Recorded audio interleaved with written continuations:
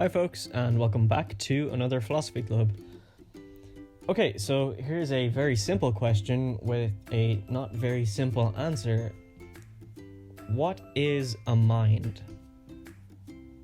Yep, that's it. Just, what is it? Take a second to think about it. So, what is a mind? We all have one. We're all using it right now, hopefully. Our mind can experience things. When I see the laptop in front of me, I have an experience of seeing the laptop. My mind also has thoughts. It can make decisions, it can reason out problems, it can imagine an entirely different world when I'm supposed to be working.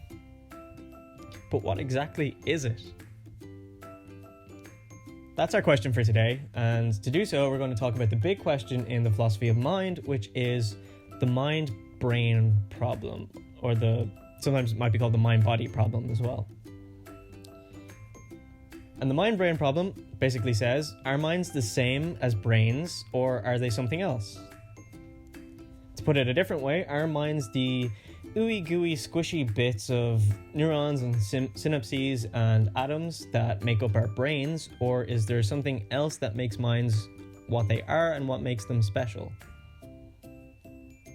Okay, so we're clear on the problem. Hold on to that for a second, because we're going to take a quick detour.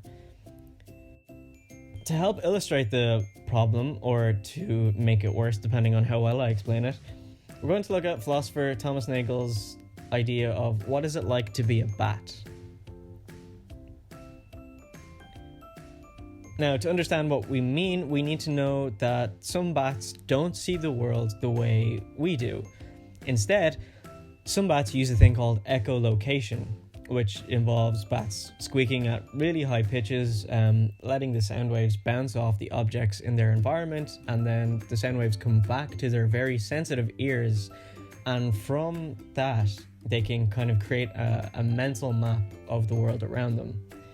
So it's seeing, but it's not seeing in the way that we see. Now, Thomas Nagel says that we know how bats see, but we could never know what it's like to actually be a bat as it's seeing. Our brains and bodies and minds aren't wired that way to understand what that experience could be like. We're so used to seeing just, with our two eyes that although we can understand how something works, the experience of seeing as a bat is something that we simply cannot have. Or at least that's what Thomas Nagel says.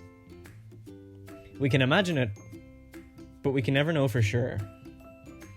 And it's for this reason that Thomas Nagel says that minds aren't the same as brains.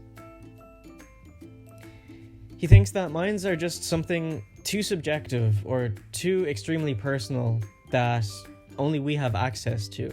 The bat can only know what it's like to be itself, and you and I can only know what it's like to be us. I suppose what it boils down to is whether you think experiences can be something that happens as a result of the ooey gooey stuff in your brain working, or whether experiences are something that happen outside of there, somewhere else, wherever that where else is. But if minds aren't brains, then what are they? If the opposite is true, if minds are just brains, then at some point in the future, we might be able to have enough knowledge about how brains work to be able to know what it is like to be a bat, or to be me, or to be you, simply by mapping brains, knowing how they work, knowing how to simulate different experiences, and maybe having a machine that we can plug into. And many philosophers and scientists do support this view, that minds are just the same as brains and we just use two different words for the same thing. That minds are just the ooey gooey physical squishy stuff of our brains. And if that is the case, maybe we can just get rid of the word mind altogether and just say brain instead. But what do you think? Are minds just brains, or are they something else entirely? Maybe they're immaterial. Maybe, as some people have suggested throughout history, that the mind is the soul. Can you think of any other interesting animals that use their senses in different ways to humans that it might be impossible to understand what it's like to be? Okay, thanks for watching. We'll be back again soon. In the meantime, take care.